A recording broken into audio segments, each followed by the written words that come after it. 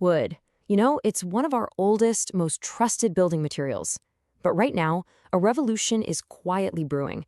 It's one that's powered by some seriously advanced robotics, and it could completely change not just how we build with timber, but the actual shapes of our buildings. Let's dive in. But first, just take a second and think about the big wooden buildings you've seen.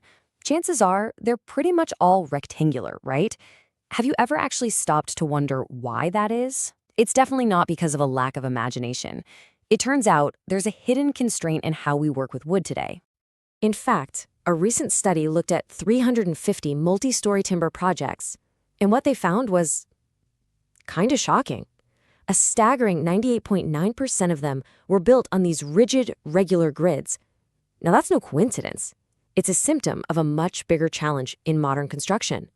And it's the exact problem a brand new team of robotic builders was created to solve. So here's what we're going to cover in this explainer. We'll look at the hidden limits of wood, and then we'll meet the robotic crew that's breaking past them. We'll see exactly how their system works, uncover the secret ingredient called co-design, watch them build it for real, and then look ahead to what this means for the future of building. Okay, so let's start by unpacking those constraints. Why exactly are we stuck in this world of rectangular timber buildings? Well, the answer lies in something you could call the prefabrication trap. So modern engineered timber, like cross-laminated timber or CLT, is an incredible material. It's super strong, it's light, and it's sustainable. But here's the catch. We almost always make it in a factory. And that factory is built for one thing, churning out straight rectangular panels as efficiently as possible. Then you've got to get those panels to the construction site, which means they can't be any bigger than what can fit on a truck, so usually around 16 by 3 meters. And then when you get to the site, putting it all together is still mostly done by hand. All of these things basically force architects to design buildings with lots of columns and really rigid grids. It's a trap that kind of stifles creativity. So how do you escape the trap? Well, you don't try to make a better factory. You get rid of the factory altogether.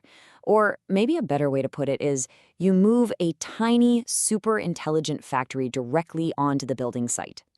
And this is the core idea right here. Instead of shipping these big limiting panels, what if you could bring smaller, more manageable panels to the site and have a team of specialized robots assemble them into these huge, complex structures with just unbelievable precision? This is where our story gets really, really cool. All right, so how does this actually work in the real world? Well, this isn't one giant all-purpose robot. It's what researchers call a heterogeneous system. Basically, it's a team of different robots, and each one has a very specific job to do, all working together in a perfect sequence. So let's meet the crew. First up, we have the preparation platform. You can think of this as the on-site workshop. It's basically a standard shipping container that has two powerful robotic arms inside. One robot holds the timber panels while the other one gets to work. It sands the surface for a perfect bond, it applies this precise pattern of adhesive, and then it inserts wooden dowels and the system's smallest robots, these little clamping devices, into pre-drilled holes. It basically gets every single piece perfectly ready for its role in the bigger structure. Next, meet the muscle of the operation, the smart crane. Now, this is not your average construction crane. This thing is automated. First, it moves a prepped panel into the general area based on the digital building plan. But here's the really clever part. It uses tiny cameras that are built into those little clamping devices to actually see the structure below it. Using machine vision, it spots the pre-drilled holes and uses them as targets for this final, incredibly precise placement. And finally, we have the smallest, but you could argue the most critical members of the team, the clamping devices. So once a panel is in position, these little robots, which are already sitting in their holes, they link the new piece to the structure that's already there. On a remote signal, they spring into action. A little mechanism hooks them into the wood below, and a pneumatic muscle pulls the two panels together with massive force. This makes sure the adhesive cures into a perfect, super strong bond. And once the job's done, they just unhook, drop down, and are ready to be used all over again. The result of all this robotic teamwork is what engineers call a quasi-monolithic slab. I know, it sounds really complex, but all it really means is like a single solid piece.